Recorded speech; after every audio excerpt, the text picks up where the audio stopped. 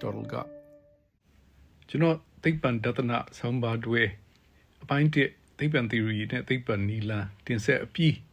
ယခုအပိုင်း2မှာအတိတရားအထူးသဖြင့်သိပ္ပံနဲ့သက်ဆိုင်သောအတိတရားအကြောင်းဆွေးနွေးပါမယ်တသနာဗေဒပညာရှင်တွေအပါအဝင်ပညာရှင်တိုင်းအတွက်ဝေါဟာရစကားလုံးအသုံးတိကျမှုအလွန်ရေးကြည့်ပါတယ်အဓိပ္ပာယ်အမျိုးမျိုးဖွင့်ဆိုနိုင်တဲ့မသေးချာမရေရာဝေါဟာရအသုံးနှုန်းတို့နဲ့ပညာရပ်တစ်ခုရဲ့အုတ်မြစ်ခိုင်ခိုင်မာမာမဆောက်တည်နိုင်ပါဘူးသိတယ်ဆိုတဲ့မြန်မာကရိယာဝေါဟာရကိုအင်္ဂလိပ်လို know လို့ဘာသာပြန်လို့ရှိပါတယ်အင်္ဂလိပ် know မှ knowledge ထွက်ပေါ်တဲ့အခါမြန်မာလိုဘယ်လိုပြန်ဆိုမလဲသိမှုအသိစသည်အဖြစ်ရဖို့များပါတယ်အသိဆိုတာကိုတဆင့်တက်ဆန်းစစ်ရင်လူတစ်ယောက်ကိစ္စရပ်တစ်ခုမှာသူဘာဘယ်လိုယုံကြည်တယ်ဖော်ပြတာသာဖြစ်တယ်အဲ့ဒီအသိယုံကြည်စရာအကြောင်းရှိတယ်လို့အာမမခံဘူးအကြောင်းရှိရင်တောင်အဲ့ဒီအသိဟာမှန်ရင်မှန်မယ်မှားရင်လည်းမှားနိုင်ပါတယ်တသနာဗေဒရဲ့အကိုင်းခက်တစ်ခုဖြစ်တဲ့ epistemology က knowledge ဆိုတာဟာအစိတ်ပိုင်းသုံးခုပေါင်းစည်းမှုမှပေါ်ပေါက်တယ်လို့ဖွင့်ဆိုတဲ့ယုံကြည်မှု belief ယုံကြည်ရတဲ့အကြောင်းခိုင်လုံမှု justification နဲ့တကယ်မှန်ကန်မှု truth တို့ဖြစ်ပါတယ်အစိတ်အပိုင်းသုံးခုစလုံးပါဝင်ပါမှအတိတရား knowledge ဖြစ်တည်တယ်လို့တသနာပညာရှင်တွေကလက်ခံပါတယ်ဒီပညာရှင်တွေအတွက် knowledge ရဲ့တည်တဲ့အဓိပ္ပာယ်ဖြစ်ပါတယ်ဒီလိုဆိုတော့အတိတရားဆိုတာအကြောင်းလဲခိုင်လုံမှန်လဲမှန်ကန်တဲ့ယုံကြည်မှုဖြစ်တယ်လို့အနှစ်ချုပ်နိုင်ပါတယ်အင်္ဂလိပ်လို knowledge is justified true belief ပေါ့ဥပမာတစ်ခုပေးပါမယ်လူတစ်ယောက်မိုးရွာနေကြောင်းသူသိတယ်ပြောတယ်ဆိုပါစို့မိုးရွာနေတော့လမ်းပြင်ထွက်လျှောက်ရင်ပြောတာမဟုတ်တကားပိတ်ပရင်းပေါက်ပိတ်အခန်းတစ်ခုအတွင်းကပြောတာဖြစ်တယ်မိုးဆက်တွေအိမ်အမိုးပေါ်ကျတာလည်းမကြားနိုင်ဘူးဆိုရင်ဒီလူမိုးရွာကြောင်းသိတယ်ဆိုတာဖြစ်နိုင်သလားပထမသူသိတယ်ဆိုတာဟာသူ့ယုံကြည်မှုမိုးရွာတယ်ဆိုတာယုံကြည်မှု belief ကိုဖော်ပြတာဖြစ်တယ်ဒုတိယအဲ့ဒီလိုယုံကြည်သင့်သလားဆိုတာကြတော့မိကွန်းထုတ်เสียရှိတယ်မိုးရွာတာမမြင်မိုးသံမကြားယုံဖို့အကြောင်းမခိုင်လုံလို့ပေါ့ရေဒီယိုမှာအဲ့ဒီနေ့မိုးလေဝသသတင်းကမိုးရွာမယ်ခန့်မှန်းတာသူကြားထားတယ်ဆိုရင်တော့သူယုံကြည်ဖို့အကြောင်းရှိတယ်လို့ဆိုနိုင်တာပေါ့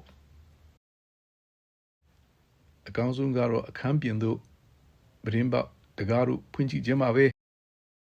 ဒီနေရာမှာထွက်ကြည့်တဲ့အခါမိုးရွာမနေဘူးဆိုပါစို့နံပါတ်1သူယုံကြည်မှုနဲ့နံပါတ်2ရေဒီယိုကပေးတဲ့သတင်းယုံကြည်ဖို့အကြောင်းအစိတ်ပိုင်းနှစ်ခုပါဝင်တော့လဲမိုးရွာခြင်းတကယ်မှန်ကန်မှုနံပါတ်3ကင်းမဲ့တာကြောင့်အဲ့ဒီလူအခန်းထဲကနေမိုးရွာကြောင်သိတယ်ဆိုတာကိုတသနာဗေဒအရလက်မခံနိုင်ပါဘူးမိုးရွာနေကြောင်းအတည်ပြုနိုင်တယ်ဆိုရင်တော့တစ်မျိုးပေါ့1ယုံကြည်မှု2ယုံကြည်ဖို့အကြောင်း3တကယ်မှန်ကန်မှု3ခုစလုံးပြည့်စုံပါမှတသနာပညာရှင်တွေကသိတယ်နောက်တနည်းအသိတရားဖြစ်မြောက်တယ်လို့ယူဆပါတယ်အရှိတရားကိုမှန်မှန်ကန်ကန်သိရှိနားလည်မှသာအသိတရားပေါ်ပေါက်မှာဖြစ်ပါတယ်အဲဒီကတဆင့်လောကီပညာရပ်အထူးဖြင့်သိပ္ပံပညာရပ်များကိုထူထောင်နိုင်ပါမယ်အခြားဂျိုတစ်ခုကဂျိုသားတစ်ယောက်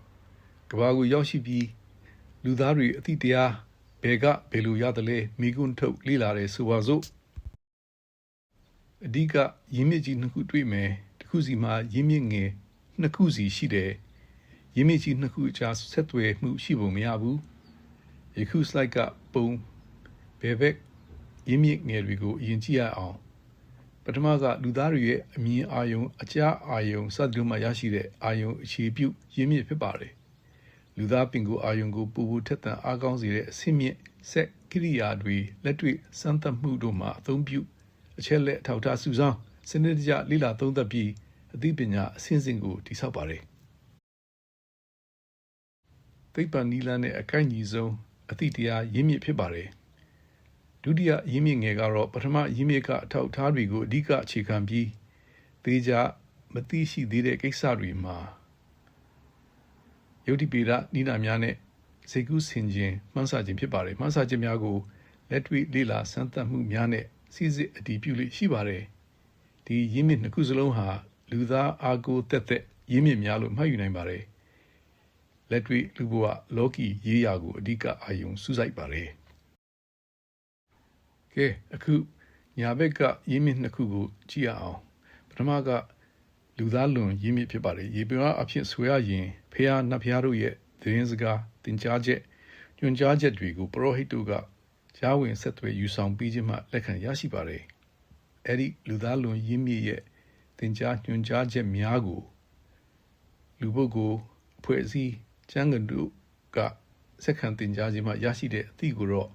ဩဇာရင်းမြစ်ကရသောအသည့်လို့ကျွန်တော်ခေါ်ပါမယ်အဲ့ဒီညာဘက်ရင်းမြစ်နှစ်ခုစလုံးကိုရုပ်လွန်တသနိက metaphysics လို့ခေါ်နိုင်တာပေါ့လောကမှလွတ်မြောက်ကြောင်းလောကုတ္တရာတရားဒီမှာအကျုံးဝင်ပါတယ်အသည့်ရယူပုံကွဲပြားသလိုရလာတဲ့အသည့်အမျိုးအစားလည်းကွဲပြားပါတယ်ဘယ်ဘက်ရင်းမြစ်များကရတဲ့အသည့်ကိုမှန်ကန်မမှန်ကန်ဆန်းစစ်ဖို့ဒီနည်းအားဖြင့်အသည့်တရားအဆင့်မြင့်တင်ပေးနိုင်ဖို့ပညာရှင်အလုံးလက်ခံတဲ့သိပ္ပံနည်းလမ်းရှိတာပေါ့ဒါကြောင့်လေကမ္ဘာတစ်ဝန်းဘယ်သွားတသိပ္ပံပဲတွေ့ကြုံရမှာဖြစ်ပါတယ်အမေရိကန်ကျောက်ခေတ်ဦးပညာရှင် paleontologist လည်းဖြစ်သိပ္ပံတသနာတွေးခေါ်ရှင်လည်းဖြစ်တဲ့ Stephen Jay Gould ရဲ့ယူဆချက်တစ်ရပ်ကိုဖော်ပြလိုပါတယ်သူကသိပ္ပံဟာတဘာဝလောကလူသားဘယ်လိုဖြစ်တည်ပြောင်းလဲသလဲဆိုတာကိုစူးစမ်းတယ်ဘာသာရေးကကြတော့တဘာဝလောကနဲ့လူသားဖြစ်တည်မှုဘာကြောင့်လဲအကြောင်းရင်းပေါ်ပြရှင်းလင်းတယ်လူသားဘယ်လိုပြုမှုကျင့်ကြံသင့်တယ်လဲဆိုတာနဲ့ဆက်ဆိုင်တယ်သူ့မြင်မှာသိပ္ပံနဲ့ဘာသာရေးတို့ဟာပိုင်နဲ့တီးသတ်ဩဇာဆက်ဝိုင်းနှစ်ခု non-overlapping magisteria ဖြစ်တယ်ကိုပိုင်နဲ့ကိုနေရင်ပဋိပက္ခဖြစ်เสียမရှိဘူးလို့ဆိုလိုတာပေါ့ရှေးဟောင်း Greek တွေးခေါ်ရှင်ကြီး Protagoras ကလူသားသည်သာအန္တိမအတိုင်းအထွာ man is the measure of all things လို့မိန့်ဆိုခဲ့ပါတယ်လူသားဉာဏ်ရည်ဟာပဂတိအရှိတရားကိုပြီးပြည့်စုံသိရှိနားလည်နိုင်မဲ့အရေးသွေးမရှိဘူးလို့လက်ခံရင်တောင်အခြားအားကိုးစရာဉာဏ်အသည့်မရှိမိသမျှလူသားဉာဏ်နဲ့သာတိုင်းထွာဆုံးဖြတ်လုပ်ငန်းစဉ်ဖော်ဆောင်ရမယ်လို့ဆိုလိုတာလို့ကျွန်တော်ယူဆပါတယ်လောကီပညာရပ်များမှာလူသားသိရှိနားလည်ပြီးအချက်လက်အကြောင်းရက်တွေရှိသလို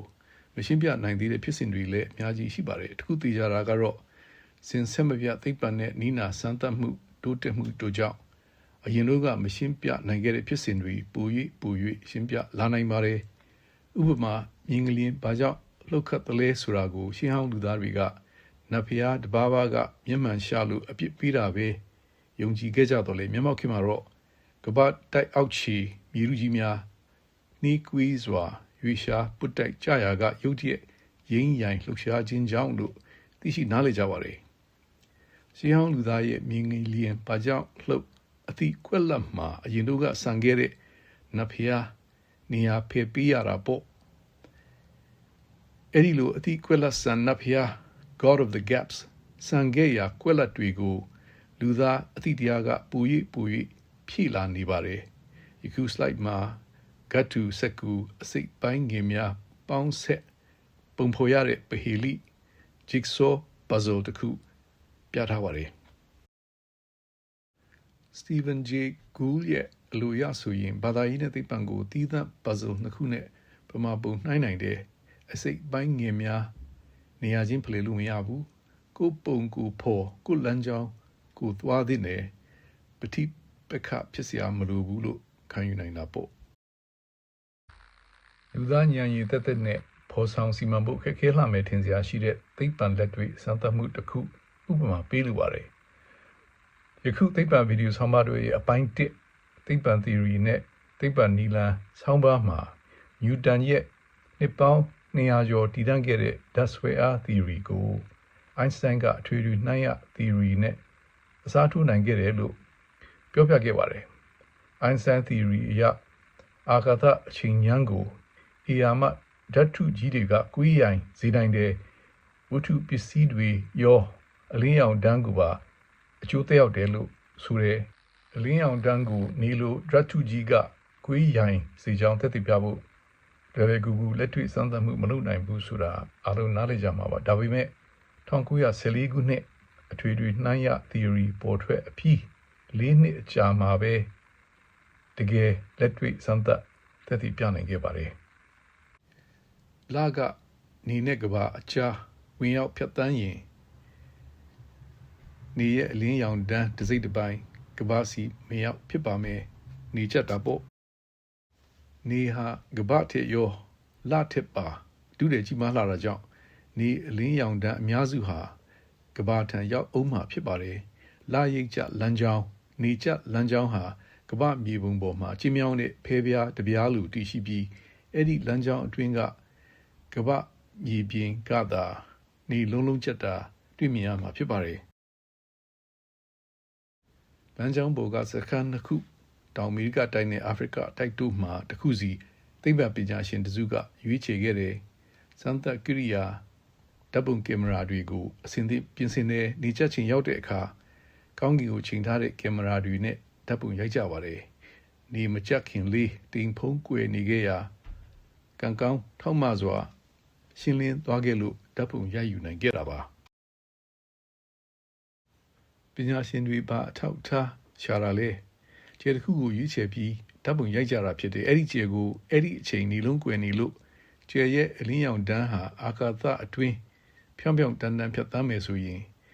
ကျဲနေရာမှန်ကိုကဘာပေါ်ကမြင်နိုင်စရာမရှိဘူးနေရဲ့ဓာတ်ထုကကျဲရဲ့အလင်းရောင်တန်းကိုကွေးရိုင်စီလို့သာလာရိတ်ချကဘာပေါ်ကနေကျဲရဲ့ပုံရိပ်တုကိုမြင်ရနိုင်တယ်တကယ်လဲကျဲပုံရိပ်တုကိုဓာတ်ပုံအထောက်ထားနဲ့ပြသနိုင်ခဲ့ပါတယ်လက်တွေ့စမ်းသပ်မှုကနှိုင်းရ theory အဆိုကိုအောင်မြင်စွာအတည်ပြုနိုင်ခဲ့ပါတယ်အလင်းရောင်တန်းမကွေးရိုင်ဘူးပုံရိပ်တုမမြင်ခဲ့ရဘူးဆိုရင်နှိုင်းရ theory မှားတယ်လို့ကောက်ချက်ချရမှာဖြစ်ပါတယ်ဒီလိုဆိုတော့ဓာတ်ထုကြီးတွေအလင်းရောင်ကွေးရိုင်စေနိုင်တယ်ဆိုတဲ့အထွေထွေနှိုင်းရ theory ရဲ့အဆိုမှားယွင်းကြောင်းပြအထောက်ထားရှိနိုင်တယ်ဆိုတာထင်ရှားပါတယ်ဒီ theory တစ်ခုတည်းမှာမဟုတ်ပါဘူးသိပ္ပံ theory တိုင်းမှာ theory ရဲ့အဆိုမှားယွင်းကြောင်းပြဖို့အထောက်ထားရှိရပါမယ် falsifiability လို့ခေါ်ပါတယ်အဲ့ဒီလိုမျိုးအထောက်ထားမရှိနိုင်ဘူးဆိုရင်သိပ္ပံမမီဘူးလို့တောင်ဆိုရမှာဖြစ်ပါတယ် falsifiability အကြောင်းနောက်ဆက်ဗီဒီယိုဆောင်းပါးမှာအသေးစိတ်ရှင်းလင်းပြပါမယ်ဒီလက်တွေ့စမ်းသပ်မှုကဘာကိုပြဆိုသလဲသိပ္ပံနည်းလမ်းဟာသဘာဝဖြစ်စဉ်ကိုတမန်ကာရှံကာမဟုတ်နည်းနည်းအချိန်ယူလေ့လာတယ်အသိပညာတစ်ဆင့်ချင်းတိုးတက်ရယူတယ်ခုံပြန်ကျော်လွှားမှန်းဆမှုမျိုးမလုပ်အလန်းကျဲအလယ်မလတ်စီဘူးသိပ္ပံ theory တွေဟာအနာဂတ်အဖြစ်ကိုဟောကိန်းထုတ်နိုင်စစ်ဆေးအတည်ပြုခံနိုင်ပါတယ်နောက်ပြန်လိုရာဖြစ်စဉ်တစ်ခုကိုသာရွေးမှန်ကန်တဲ့ကြွေးကြော်တာမျိုးမလုပ်ပါဘူးမှားယွင်းကြောင်းအထောက်ထားယခုဖြစ်စဉ်မှာကျေပုံရိပ်မတွေ့ရရင်ပေါ့အဲ့ဒါရှိနိုင်ခြင်းဟာသိပ္ပံရဲ့လက္ခဏာအမှတ်သားကြီးဖြစ်ပါတယ်ကျေးဇူးတင်ပါတယ်